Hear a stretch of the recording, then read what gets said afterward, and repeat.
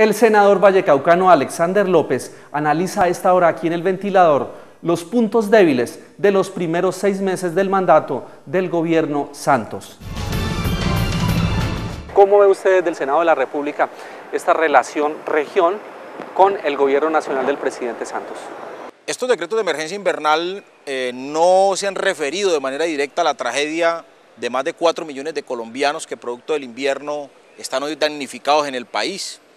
Miles de escuelas en Colombia cerradas, centros de salud completamente inservibles y miles de niños en unas condiciones de pobreza y miseria absoluta sin con qué alimentarse. Y el presidente se dedicó a hacer decretos para generar leyes nuevas en Colombia. Por ejemplo, hizo una pequeña reforma tributaria donde aumenta los impuestos al patrimonio, hizo una reforma al Código Laboral donde desmonta el pago de parafiscales que va a aumentar de manera grave, va a afectar de manera grave a bienestar familiar y al SENA. Lo que hizo aquí en el Valle del Cauca, por fuera de la Constitución Nacional, una pequeña reforma política donde suspende las elecciones de manera indefinida, como si esto tuviera algo que ver con la emergencia invernal. Igualmente lo que está haciendo con Ecopetrol, vender el 30% de Ecopetrol, lo que es supremamente grave para los intereses patrimoniales y de inversión social en el país, y la reforma a las CAR o a las autoridades ambientales en las regiones. Entonces lo que nosotros hemos visto es que esta emergencia invernal le ha servido al presidente Santos para hacer reformas que no podía haber hecho en el Congreso. ¿Se caen ante la Corte Constitucional esos decretos al amparo de esta emergencia?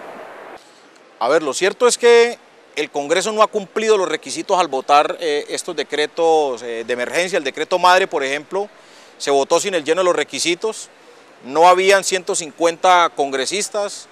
El artículo 141 de la Constitución Nacional es expreso al establecer el mecanismo para convocar a los congresistas. Fueron convocados de manera irreglamentaria y yo considero que el decreto madre se cae y por caerse el decreto madre, por consiguiente se van a caer los otros decretos que además no solamente están plagados de vicios, sino que están por fuera de la emergencia invernal, que es justamente la declaratoria de emergencia que hizo el presidente Juan Manuel Santos.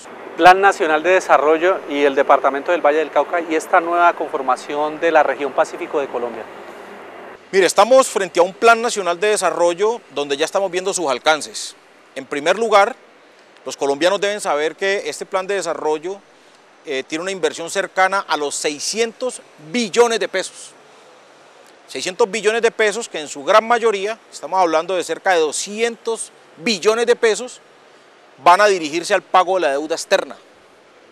¿Eso qué significa? Que el 35% del Plan Nacional de Desarrollo va a ser para pagarle a los bancos, a la banca mundial, a la banca multilateral, con un país que se hunde en la pobreza y la miseria. 2, cerca de 100 billones de pesos van a ser invertidos en guerra en este país.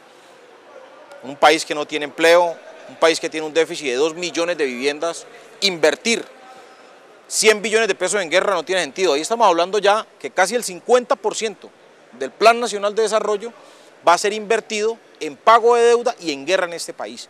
Lo otro va a ser para el funcionamiento del Estado y realmente lo que queda para inversión social no alcanza a ser el 5%.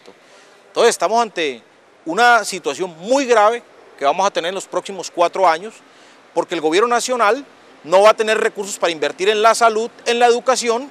Por ende, el propio Plan Nacional de Desarrollo establece que los recursos que no pueda atender el gobierno nacional para salud y educación tienen que ser provistos por los municipios y los departamentos, y todos sabemos que los municipios y los departamentos escasamente tienen para pagar la nómina por múltiples factores y por consiguiente vamos a ver una afectación en este Plan Nacional de Desarrollo de los temas más importantes que tienen que ser prestados por el Estado, como es la educación pública y la salud, que son 2 servicios esenciales que tiene que servir el Estado como tal. Senador Alexander López, muchísimas gracias por prender El Ventilador TV esta noche.